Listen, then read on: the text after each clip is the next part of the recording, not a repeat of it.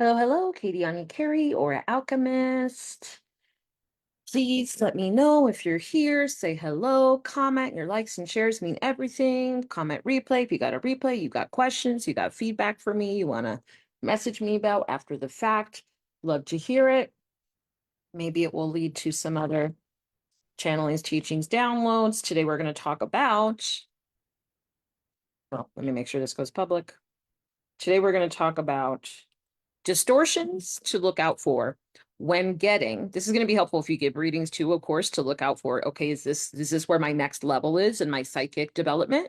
But this is really going to be useful for people who receive readings. So hang on a second.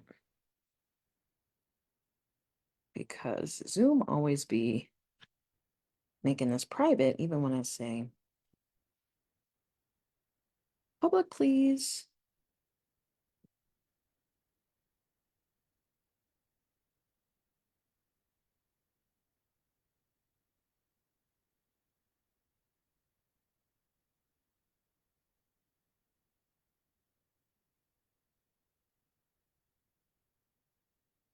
All right, tagging some people, and then we will get into it. Say hello in the meantime. Okay,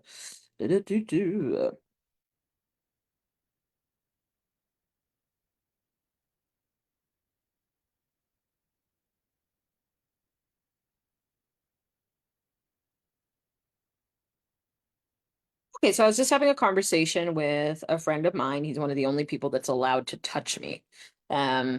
And I mean touch me energetically. I mean touch me in my counsel. I'm very, very specific and particular about who is allowed to read me, touch me, see me, tap into me, advise me, all of the above.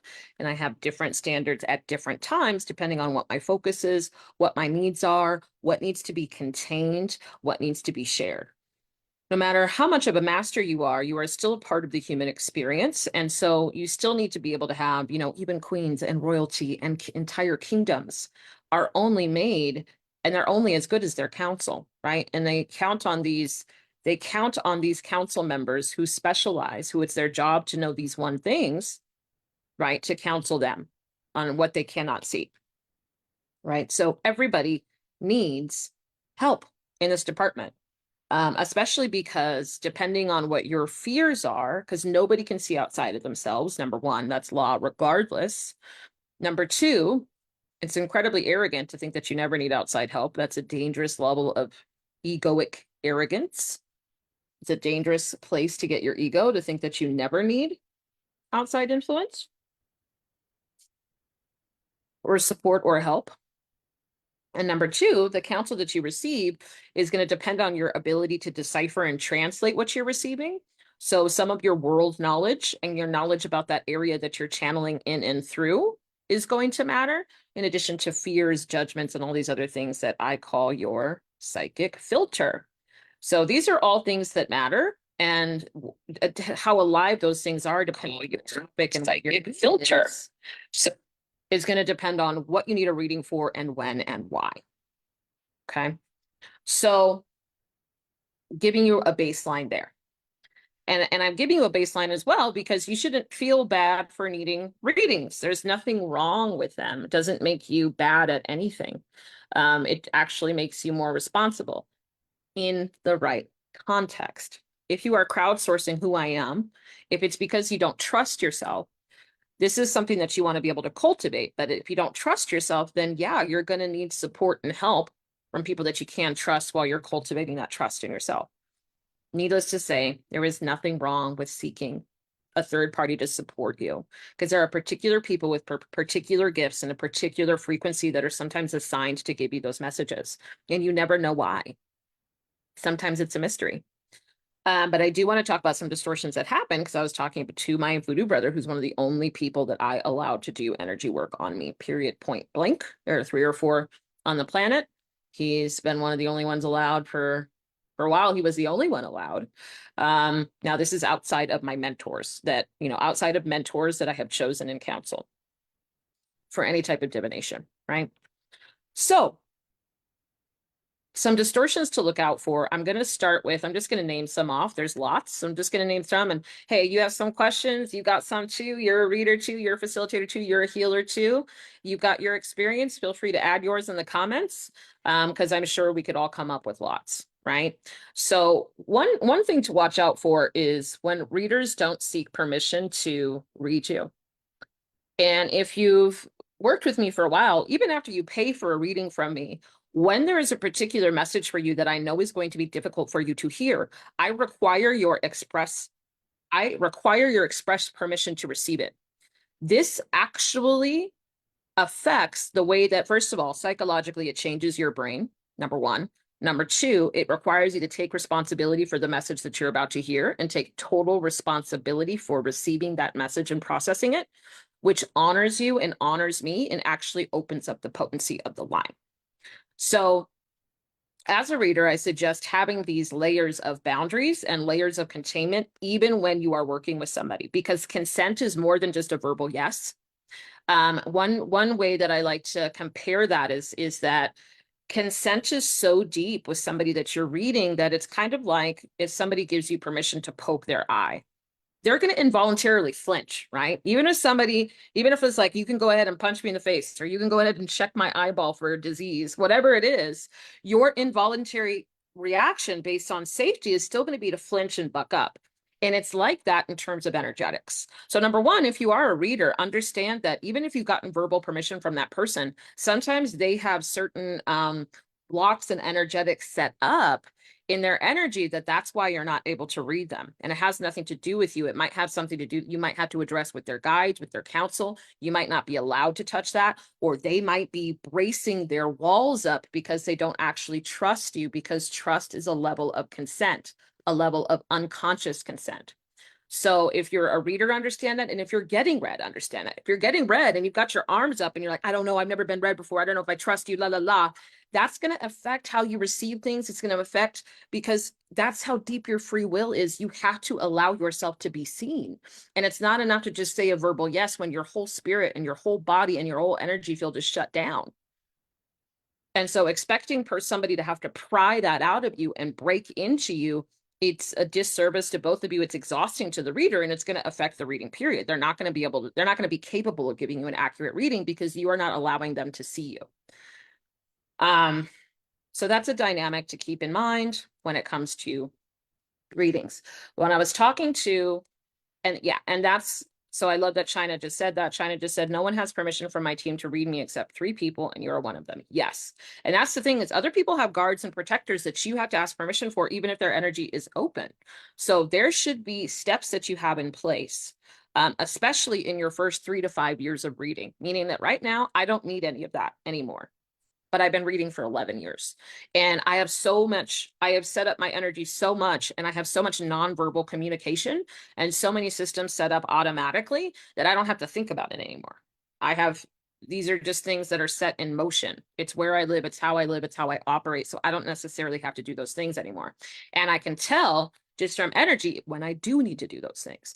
I get messages ahead of time. For example, sometimes, I remember one time before a sales call, I had to stop everything and clean the house because I knew that I got a message that person's team would find it very disrespectful for me to even meet with this person at a spiritual level without clearing that clutter. Etiquette matters across all realms and across all energies. So this is something that as a reader, I know I said this is going to be for people getting read, but they're hand in hand for you to understand, that as a reader, different ancestors, different traditions, because, everybody talks about soul tribe from being here, but soul tribe has to do with the energetic lineage that is being expressed and manifested through your bloodline. But that soul tribe, that soul containment might involve a deity. Now, for those who are like, hey, I thought you believed in God and blah, blah, blah. Yes, I do. And by the way, it's actually it's a Western distortion to even project the idea of polytheism on other religions. It's a misinterpretation and a misunderstanding of how those religions operate. Most religions have a supreme creator, and these deities are just focalized aspects that still serve creation. When you understand when you think of, so I want to invite you to think of, if you have a Christian background and you've been hearing things like the spirit of something, the spirit of a thing. And I want you to kind of compare that, just for sake of organizing things in your brain and kind of creating a shared language when you're listening to different lenses and different traditions. I want you to think of the similarity, because they're kind of talking about it, the same thing from different aspects. The spirit of, right, which is very Christian. We talk about the spirit of procrastination, the spirit of doubt, and you've been possessed with the spirit, with these spirits. That's the same type of idea when it's like, when I've made something my God, that's really, those are very similar ideas, right? Because if it's causing me, if this thing is what's dictating how I move, therefore how I create, then I've made that thing my God. This is what I answer to. This is what I have put above all other things. This is what I see creation through. This is what dictates how I move, how I think, how I feel. So therefore it dictates what I create. Therefore that thing is my God. That's very similar to the spirit of. I'm talking about kind of two different lenses. So I hope this is helpful. And if you already have no problem just eating the meat and spitting out the bones, great. I think this will be helpful to a few. And I want you to think of, if you think about religions with a bunch of deities, I want you to think of that as the same thing, as that these deities are just personified aspects of the same aspect of Christianity. We talk about the spirit of this, the spirit of that, because that's all these deities' role is. It's their role to model and to allow you to be in relationship with a very focalized, specialized, individuated aspect of creation. And also just think of it as an older brother, an older sibling, an auntie, an uncle. That deity is your auntie, they're your spiritual mother, but they were never confused with God. Just like worship and venerating my ancestors is not the same as worshiping idols. Those are two different things that also get confused in Western religion.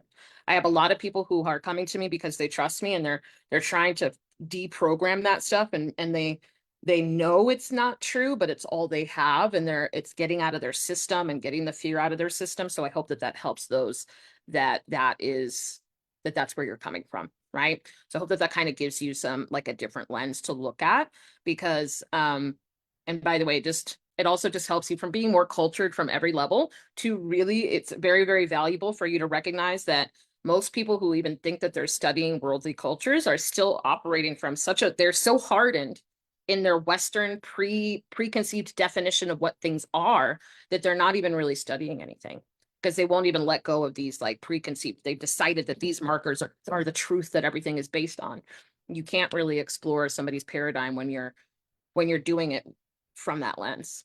You're still bringing them into your paradigm, so you're not really seeing them. Okay. And while we're talking about that, this is very important to understand as well when you're getting a reading, because what I just explained is why I can read Mormons. It's why I can work with Mormons, Hindus. I can work with people in African traditions. I can work with people who are actively Christians. I can work with people who are recovered Christians. My life was designed to give me experiences to allow that, because I've lived many lifetimes in this lifetime. I've been raised by many different extremes. And that has really allowed me to be a universal translator and really step into the paradigm of where you are. So speaking of that, if you are getting a reading from somebody who's so confused, so convinced of their truth is the truth, that they're going to read your life through their paradigm, your reading is going to be heavily, heavily distorted. How do you prevent that? Well, you need to make sure that somebody is actually approaching things from an alchemical perspective, which is not good, bad, right, wrong. It might be light and shadow, but it's not demon. It's not good, bad. It might be benefit and cost. It might be this is causing you harm. It might be this is out of order. Therefore, this is what's creating chaos. It might be I'm looking at misalignments, but it's not this hardened, rigid, good, bad, right, wrong. The alchemist point of view goes above that. They don't worry about that. So as soon as you're reading from somebody who has that, that means that there's going to be a lot of projection, because their psychic filter is going to be affected by that paradigm, which is why you might be called to get particular types of reading from different people that maybe you wouldn't even usually read from, but their understanding in the third dimension and in the practical world of what that is going to help them properly translate that reading with more accuracy for you. Okay. Your psychic filter, by the way, first of all, everybody's psychic. Psychic is a physiological, electrical act. Everybody has a psychic field. Everybody has telepathy. Everybody has the ability to pick up energies. We are energetic vibrational beings, and we are constantly distributing static, emotional, and thought static into the air as much as we breathe and picking it up from each other. So that's a baseline. Everybody's psychic. So many of these types of words get used in many different contexts and many different levels, which is why it's always a good idea to develop a shared language with somebody, right? Different people mean different things, but everybody is psychic in terms of the basic, the clairs. Everybody has the ability to access some or all of their clairs, and you have the ability to cultivate and expand into that eventually, but there's likely a primary, what I call psychic channel that you operate in, and that's easier. That's your default channel. Okay. So, you might be naturally clairsentient, you might naturally pick up on feelings, you might be naturally clairaudient, which is also going to affect on how you hear God.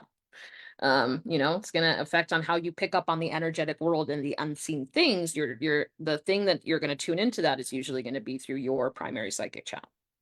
You have all of them, you just have a primary one. Okay. So when I talk about your psychic filter, what I mean by your psychic filter is your judgments, your fears, your beliefs, your preconceived notions, your assumptions, your judgments about the other person, your judgments and ideas about God, how you think the world looks, your worldly understanding, your vocabulary, your capacity for maturity. All of these things make up your psychic filter. Nobody is clear. Everybody has a psychic filter. But that shadow work and that self-awareness and that extreme self-mastery and self-development is what's going to dictate how well somebody, first of all, how clear their filter is, how clean they are, and how clearly they can receive God, and how well they can recognize the difference between the voice of God and their own personal bias about things. That is also going to dictate how well somebody can read you. When you're getting a reading, when you're getting a healing, when you're receiving any kind of energy, right? And I want to say too that more clairs is not better. It's not bad. You could be a supreme master and only be clairaudient, and that can be all you need. And this like more and better. And I have to know it all and I have to have it all. That's a very like new anxiety in the collective. And it's kind of come from this super individualism and this need to be special. And if you're not special, it's like one or the other. You're either special or you're trash. And so I invite you to kind of recognize where that is in you, this need to be special, because if you're not, you're going to be thrown away, and really kind of see if that's a root in a lot of your need. And in your chasing a personal development is actually your chase to being special, which is mean that everything you're doing is for naught. And it's actually prolonging your enlightenment, because enlightenment is a byproduct of true alignment. And the work that you're doing in order to be special isn't an alignment. It's egoic work that can only have egoic results.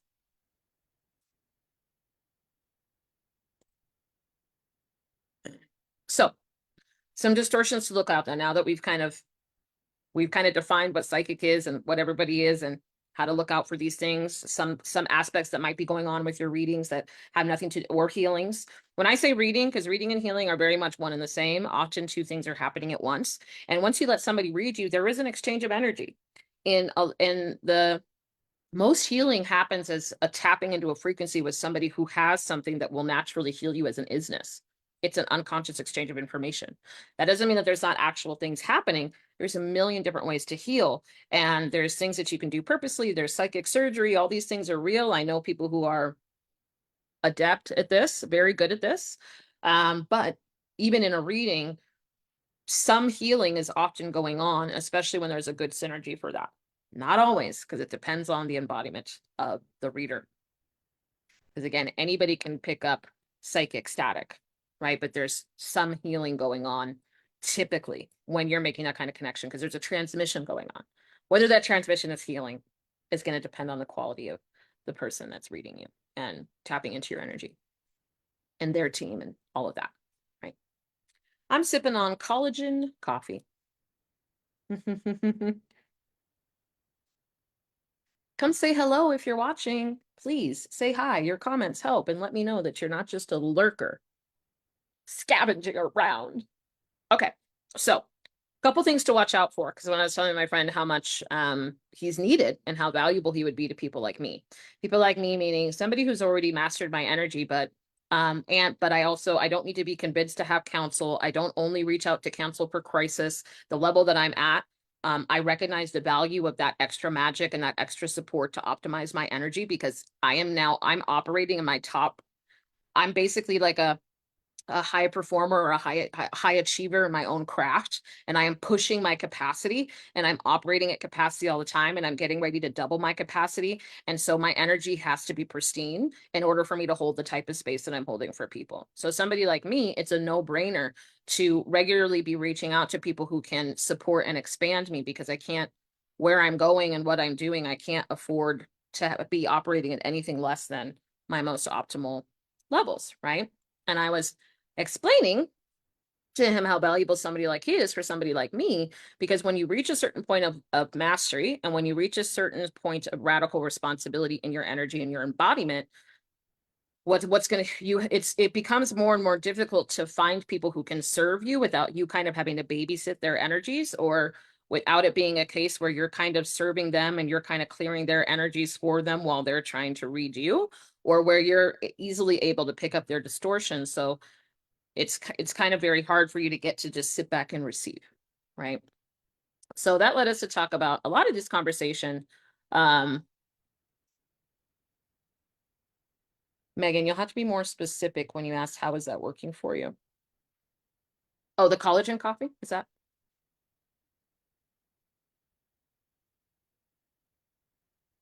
Anyways, you can respond. um, yeah, because again, I've been doing this work for 11 years. Not practice, not kind of, not interested, not dabbling, not sometimes, not part-time, full-time, dedicated, facilitated, la la la la la, for now 11 years.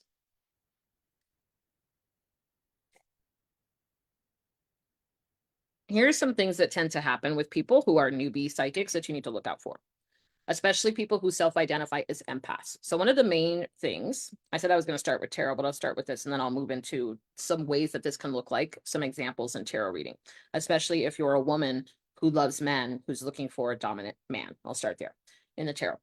But when it comes to the energies, especially if somebody identifies as an empath, typically what's happening as an empath is that they're ungrounded. They don't know how to, they have too many blocks. So they have a lot of trapped fire energy in their solar plexus.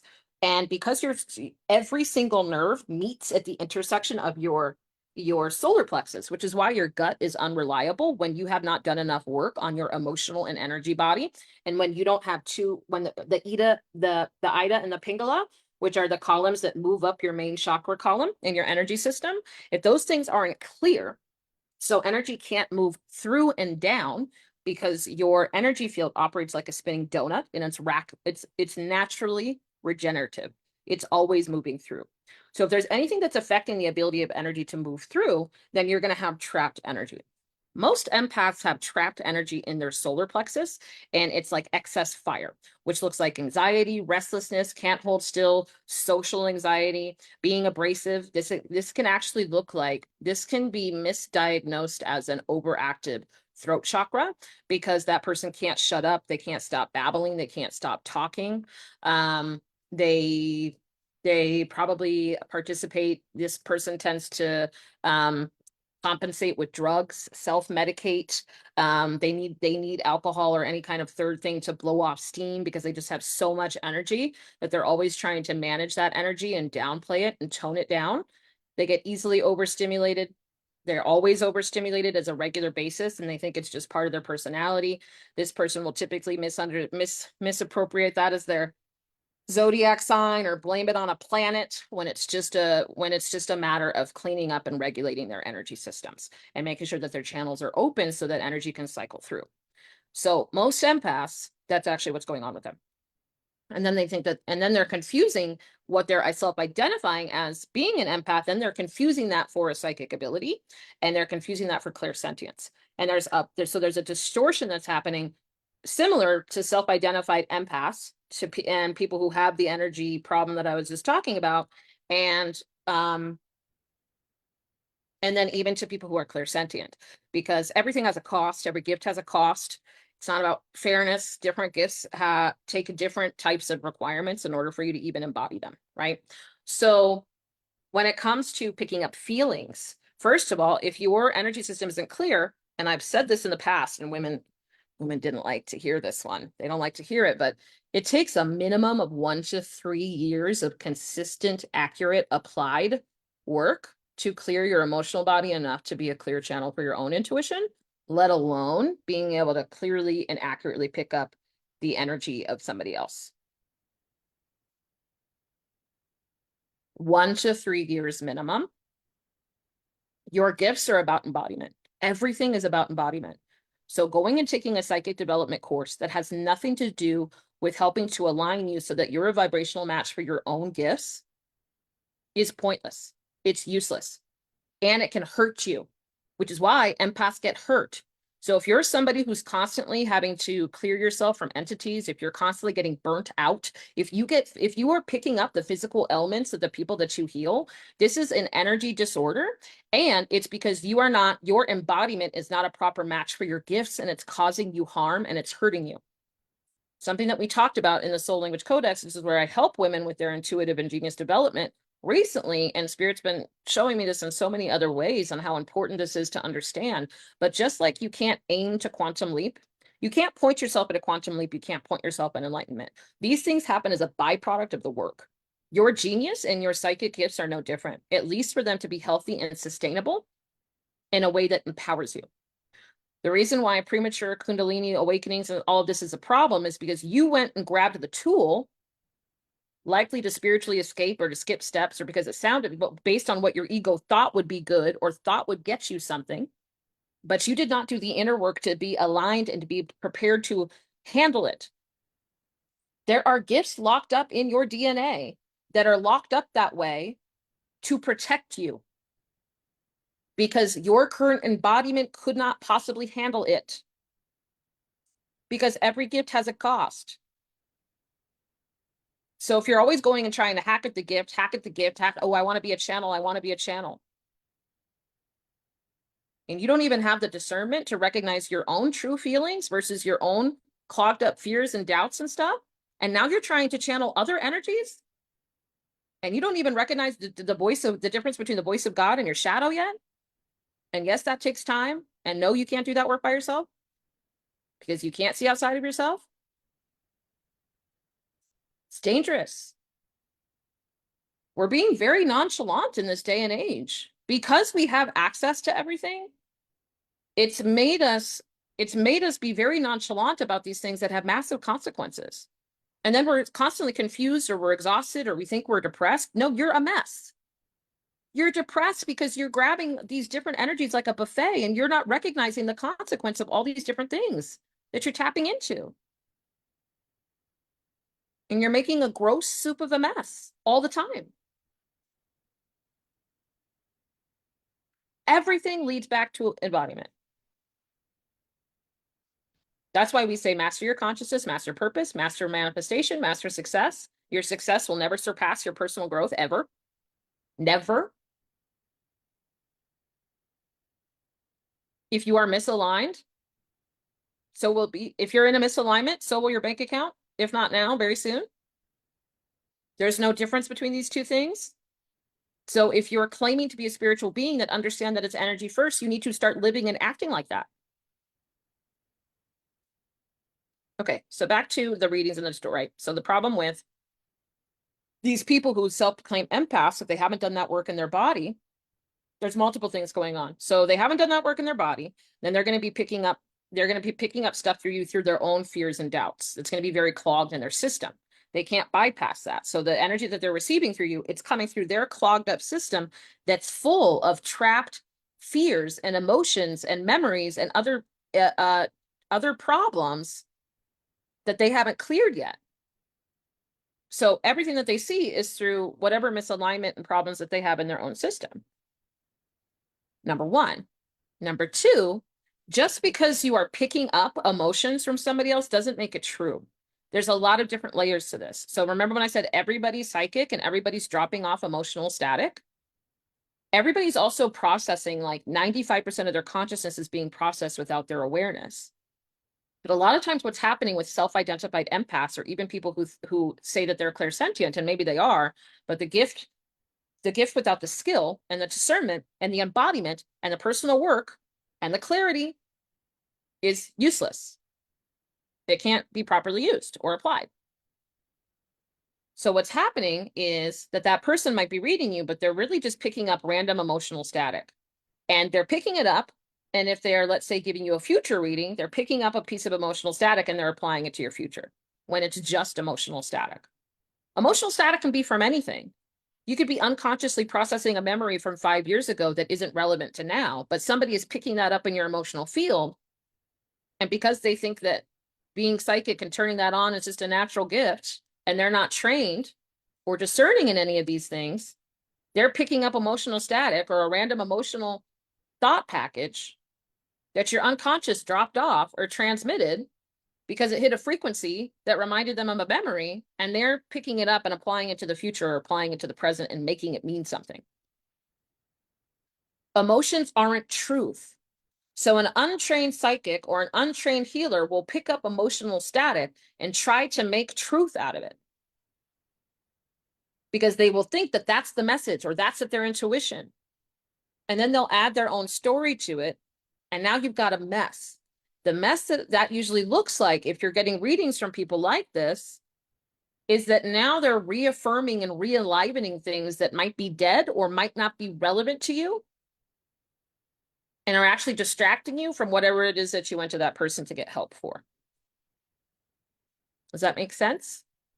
I'm trying to simplify a lot of heavier concepts here in this live, and I've been walking you through to get here.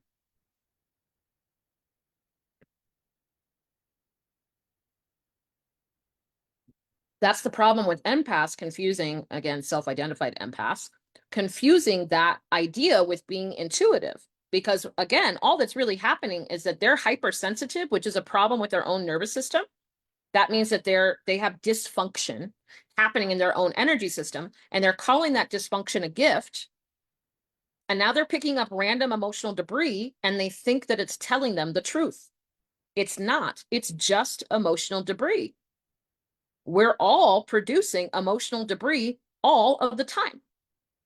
Just as much as we release carbon dioxide out of our mouth, just as easily as we exhale. Lisa says, I knew I was right to say I'm not ready to offer services yet. People always want to rush you, especially people offering said course. Yes.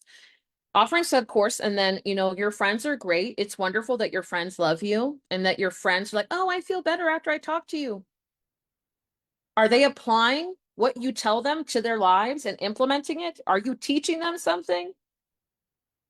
What qualifications does this friend have to say that you're good at what? Have they even received? Do they know the difference? Have they received somebody that's a master in what you do? I can't tell you how many people come to me and they're like, I think I'd like to start a business because my friends tell me they feel better after they talk to me. Well, I hope so. I hope your friends don't feel like shit after they talk to you. That's just called being a good friend and a good human. That doesn't automatically translate to I should be a mentor. And that definitely doesn't translate to I should be in business tomorrow, because the first question you shouldn't be asking is how can I be in business, but how can I be of service? Those are two different things. You want to practice being of service so you can get good at what you do so that you can start a business in something that you're good at. Great. But don't start a business as a way to get good at what you do and take people's money in the process and convolute everything.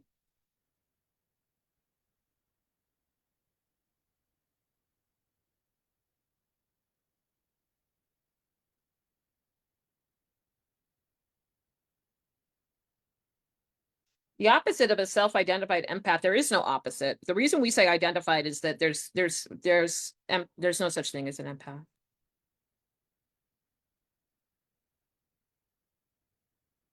I've known this for 10 years, but I've never needed to say that to anybody, because once they start working with me, they let the label go because the work works and embodiment works.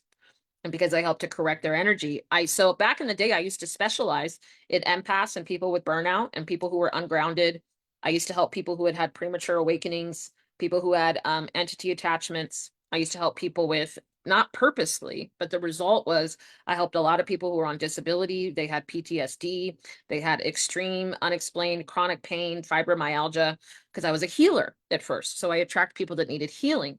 And because I was specialized in a technique that helped you in brain heart coherence and helped you to move your parasympathetic nervous system, help you better apply to stress, helped clear your energy, I would mix that with healing. And I would teach a webinar about the science of your aura and mechanics. What would happen is that people's trauma and pain would disappear and people would reduce their meds and their antidepressant meds, like, even though that wasn't what we were doing, that wasn't what we were working on.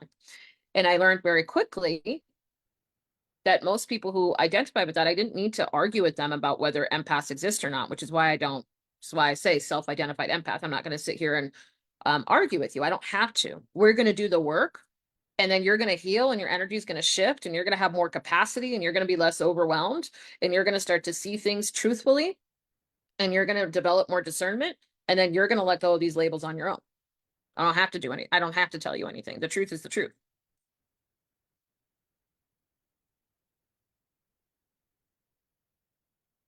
Just like I don't have to do anything to help people recover from trauma. People just become trauma free after working with me because the truth is the truth. Embodiment is embodiment. God is God. Power is power. And that doesn't mean that you didn't experience a trauma and that there's not something to heal from. It's just that everything is healable. Everything is healable and all things are possible through God. And we live and act like that.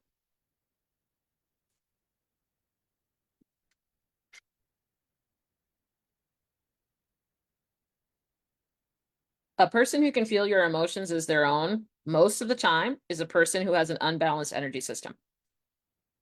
Because you shouldn't be feeling other people's emotions as their own. You should be able to observe people's emotions, but no, you shouldn't be feeling other people's emotions as your own. That's a dysfunction of your energy system. This is why healers get sick, by the way, later, and why they stay broke. People like this, they're an energetic match for spiritual brokenness. And they're taking on other people's karma and stuff in their body system and getting sick. And that's even being taught in psychic development courses is true, which is wild.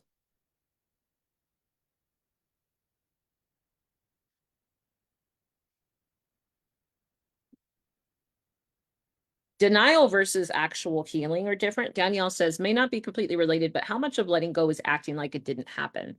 There's a difference between truly stepping into a quantum space where it didn't happen versus stepping into a quantum space where there's nothing to forgive and having God's understanding of the true purpose and the divinity of that experience and being able to get there. You're not Buddha, so I don't expect you to get there tomorrow, and neither does God.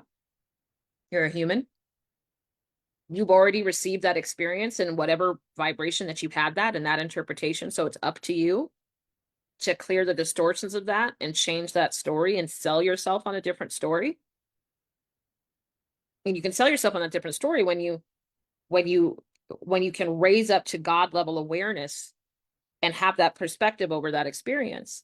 Because in the God level of awareness, there is no trauma. It's just initiations at the level of godly awareness that we want to work towards and get to. There's steps to that. You can't rush it.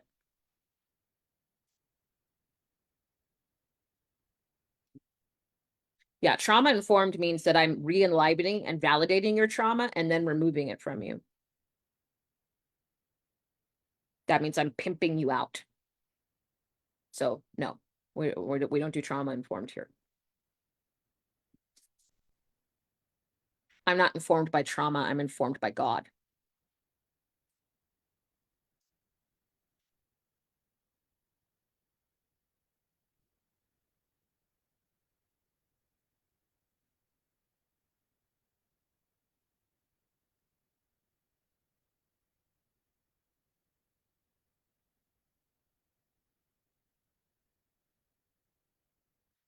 Oh, I like this. Nia says, this is why I took a break from posting collectives and readings because I'd rather do more internal work within myself first. Plus, I'm a firm believer in when you go to a practitioner or tarot reader, they should be able to give you solutions to set obstacles and problems you may have.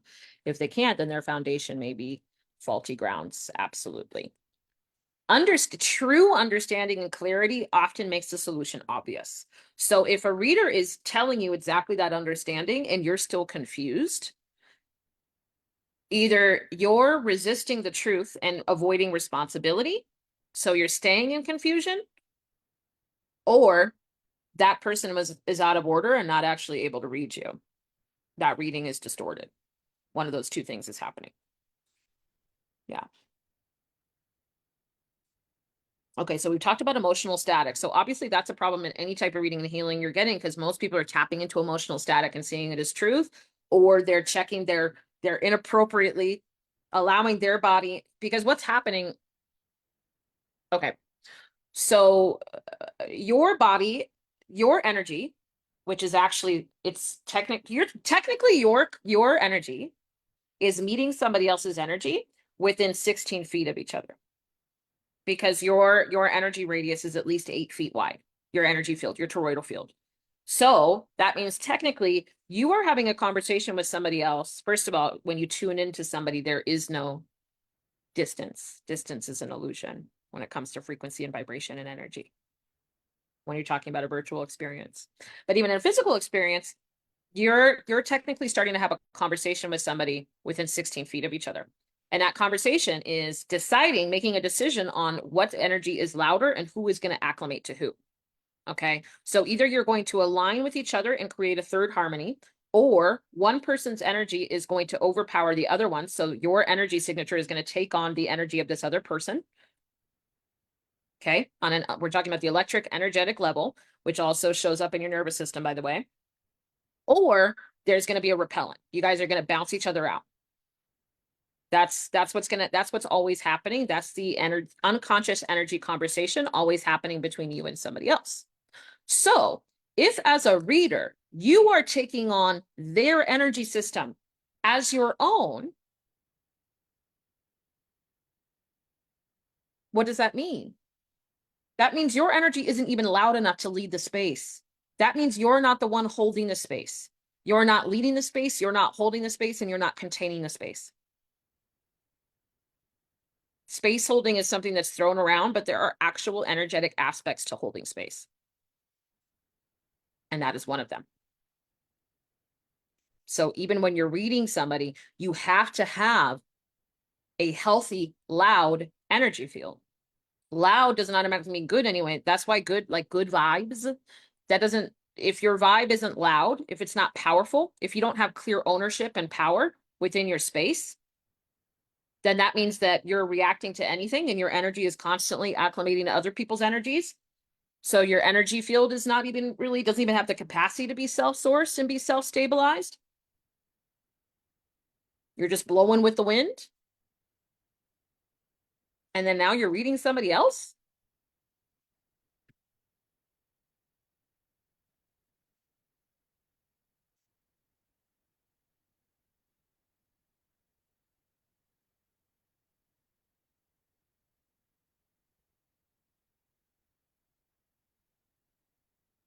I'm always accepting donations through the link in my bio.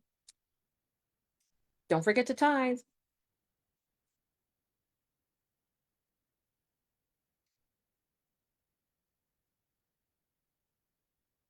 Put it on a t-shirt, right? I'm not informed by trauma, I'm informed by God. I should make a shirt. That'd be a good one. And also just don't talk to me. So if that offends you, let's just not even start the conversation.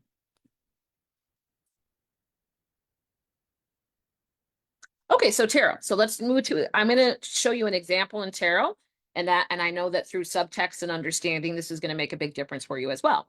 So, something I was saying to my voodoo brother, one reason that I can trust him of a million reasons, because he's very structured and orderly and trained and proper.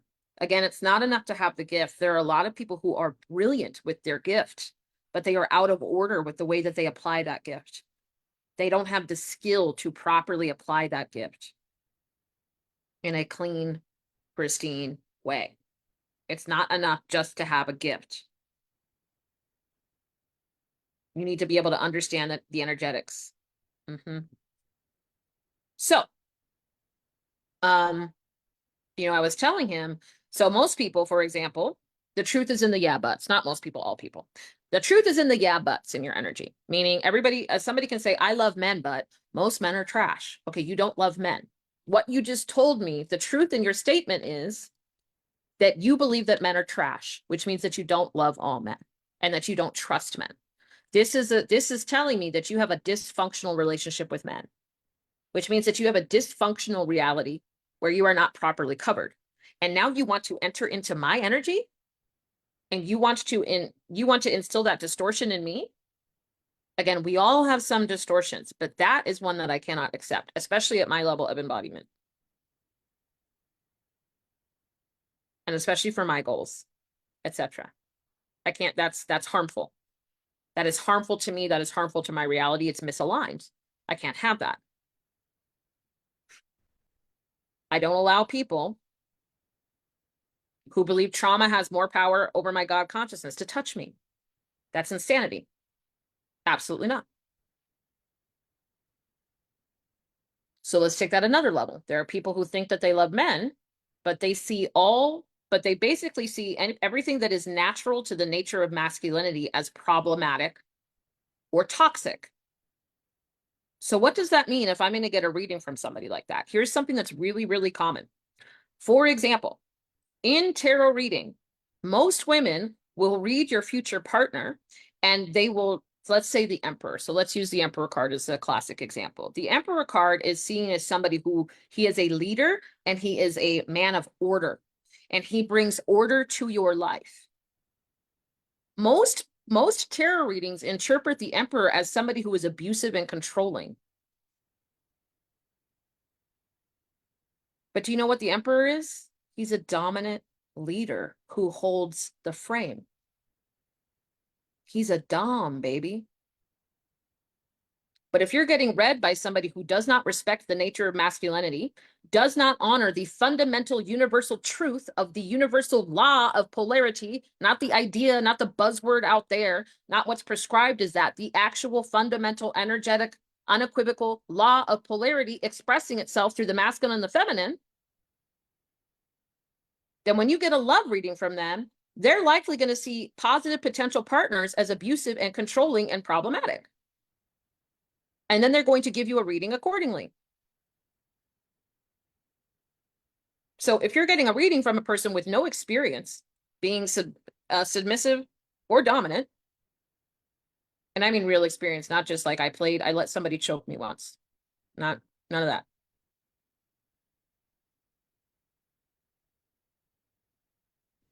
Yet the vast majority of people today interpret the Emperor as cruel, which makes sense because right now the collective is stuck in perpetual teenagerhood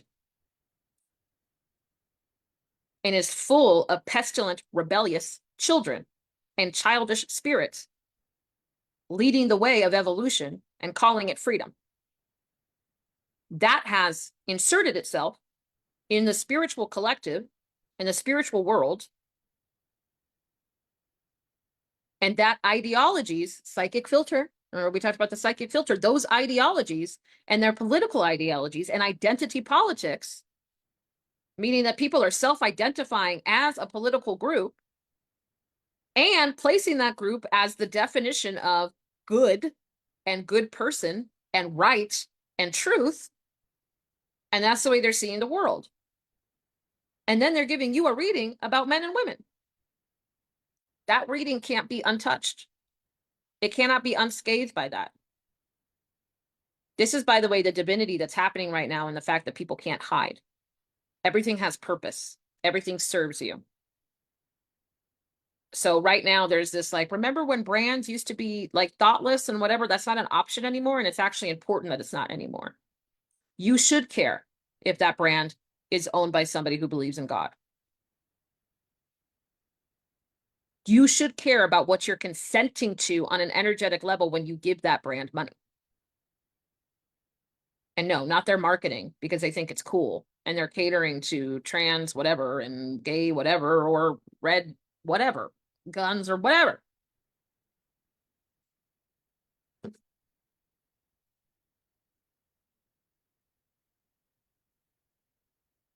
Yeah, cards can be misinterpreted all the way. We're just giving an example of different ways that if a reader is distorted in their knowledge and truth and beliefs about a topic, then even the tarot card is going to get distorted and read through that same lens, right?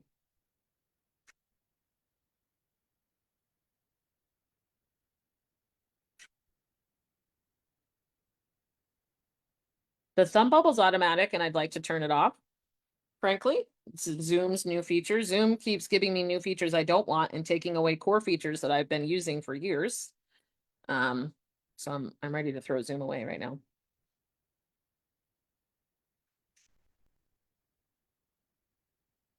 But at least chat bubbles come up when I talk. That's really important. This helps me give a higher level of service.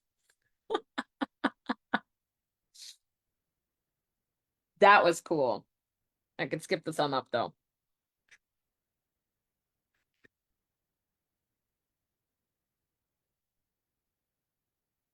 All right, so we've talked about distortions that can show up in the energy. We've talked about distortions that can show up in healing and problems with holding space and containment. We've talked about the dysfunction and self-identified empaths. We've talked about what psychic debris really is and how that can show up. We talked about clearing the emotional body for you to be able to read other people. We've talked about the coherence that's happening, right? And aligning with other people's energy. What else? I'm always trying to give the mostest.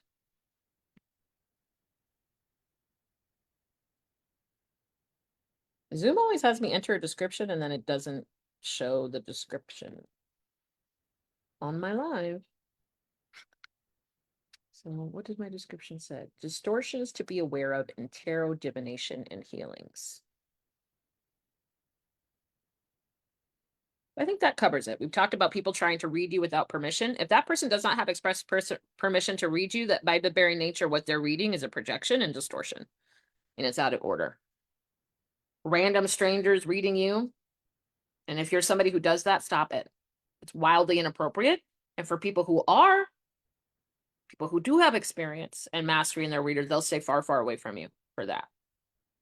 And by the way, be careful because you might be experiencing consequences for doing that.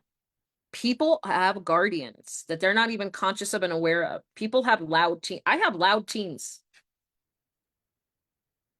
I have protectors in my field.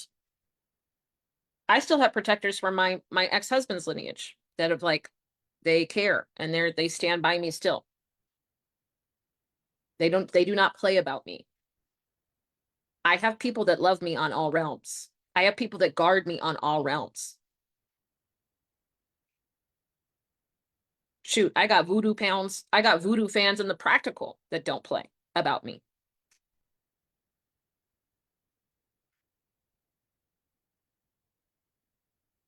So when you read somebody without their permission and when you are out of order, you risk experiencing a consequence from from a member of that person's team. And yes, I'm talking about curses from energy realms and other things.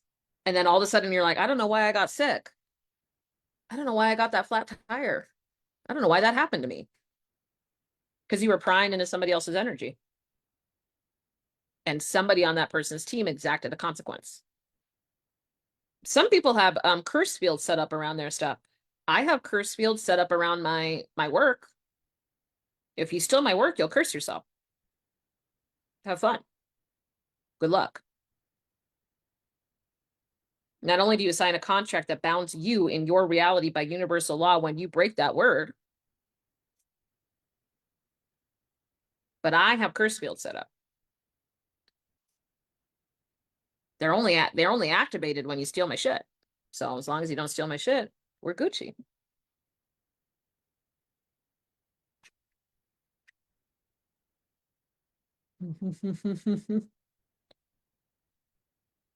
Maya asks, can tarot also sync with your thoughts? Like if a person is being read, it's their thoughts that the cards show? Yes, because energy needs to be cleared in the deck. And because depending on how that person's managing that energy, if they're asking that question with fear, or if they're asking the question because they want your approval, they want to get it right, and they're so focused on getting it right that it's actually gumming up their energetics, then that's going to affect the connection between them and the deck and the energy in the reading.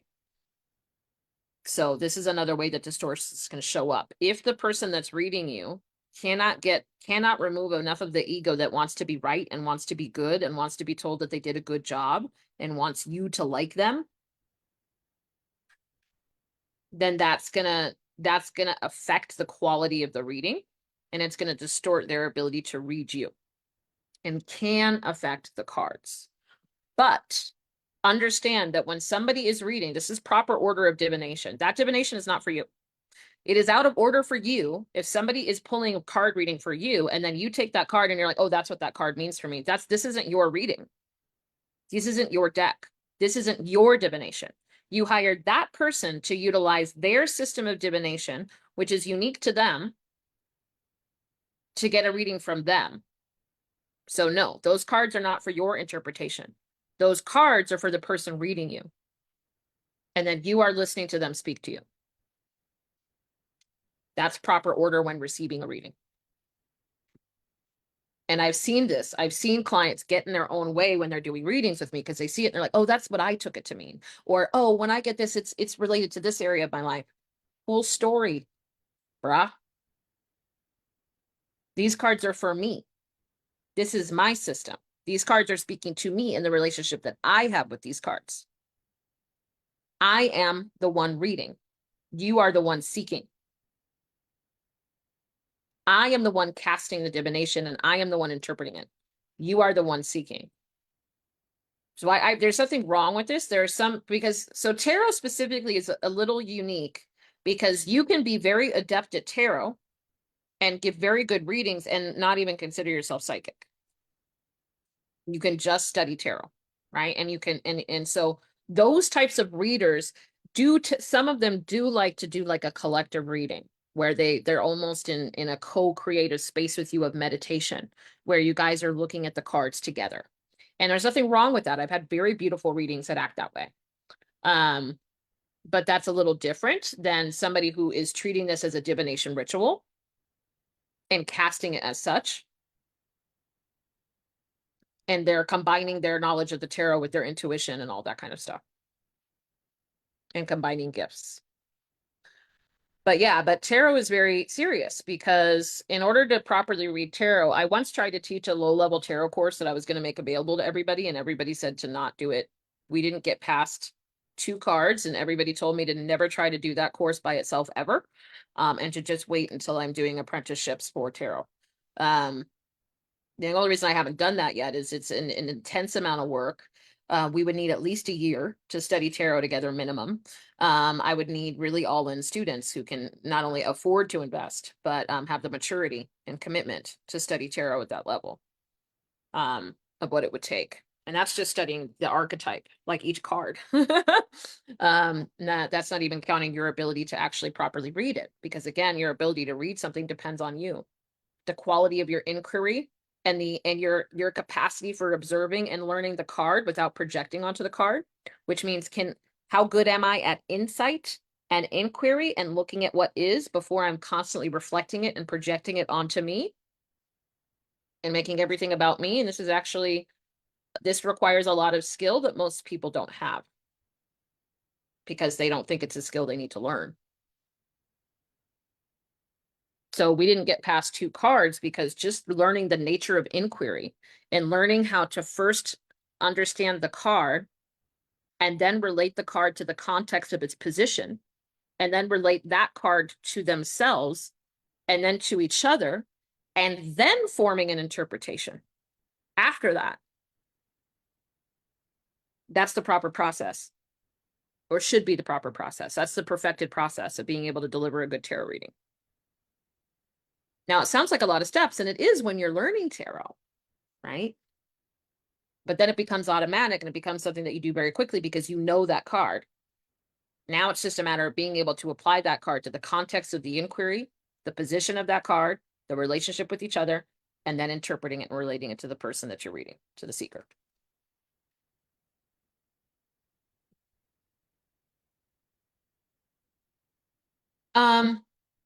I think that everybody, so China just asked, what about if reading myself? Oh no, China just says, what about readers who say they can't read themselves? Well, that goes back to the fact that there's times when you can't read yourself. So there used to be a time that I couldn't read myself, but I gave very accurate readings. But there's a different level of belief and distortions comes up when it comes to reading you, right? What kind of fears do you have? Are you really hard on yourself? Are there answers that you're afraid to hear? Do you have a relationship with God based off of old religious programming that makes it very hard for you to hear the truth without feeling like you're being punished and shamed? These are things that are going to affect your ability to read yourself that don't get in the way of you reading other people. So there are people who say they can't read themselves, and it is a matter of lacking trust, but it's within the context of whatever they're going through, and it doesn't automatically disqualify them. And there is some truth. So just we at the very beginning of this, we talked about different times and spaces where you can't read yourself, and nobody can see outside of themselves. But there'll be different situations in your life where you're like, I cannot actually read this because I'm full of fear. I'm full of anxiety. I'm afraid of what's true. I'm afraid to be wrong. You got to be able to be honest about that. And those things are going to be able to affect your ability to accurately read for yourself. Just like you need to be very truthful about your judgments of other people, painstakingly truthful, so that you can know, is this judgment going to get in the way of my ability to read this person and properly serve this person and love this person and guide this person? It's not the same as like, by the way. So you might have just some judgments that's like, this person isn't my friend. That doesn't mean that you can't accurately read them. This person's not for me, but I can still read them and serve them as a human and as a soul. And I can still understand where they are and what their level of ignorance is or whatever.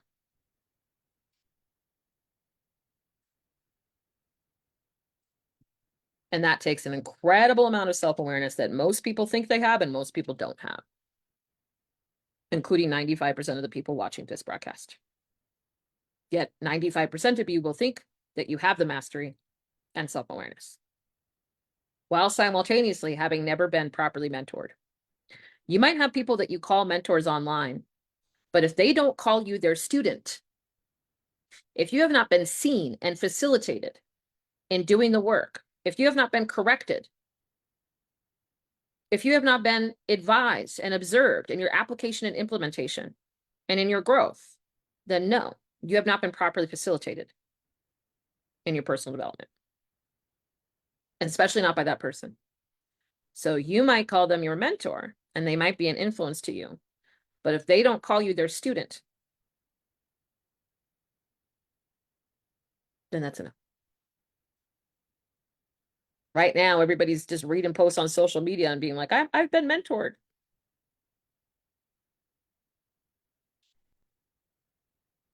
And that's a no. It's a hard no. We make a post, I have a half written post about that and the differences between that, but that's enough for now. Okay, I'm going to go to the museum and relax and have fun. Hope this was helpful. And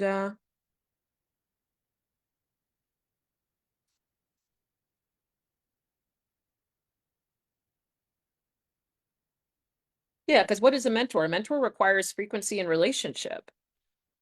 A mentor means being taught and being embodied. Just picking stuff up and leaning on your own understanding and misapplying or implementing it into what result? And how do you know it's not your work? How do you don't know if you're applying and implementing it correctly? Even if you took something and they have had a huge influence and they helped to change your life, all that might be true, but that's not the same as being mentored by that person. It's very different. Love you all. Bye.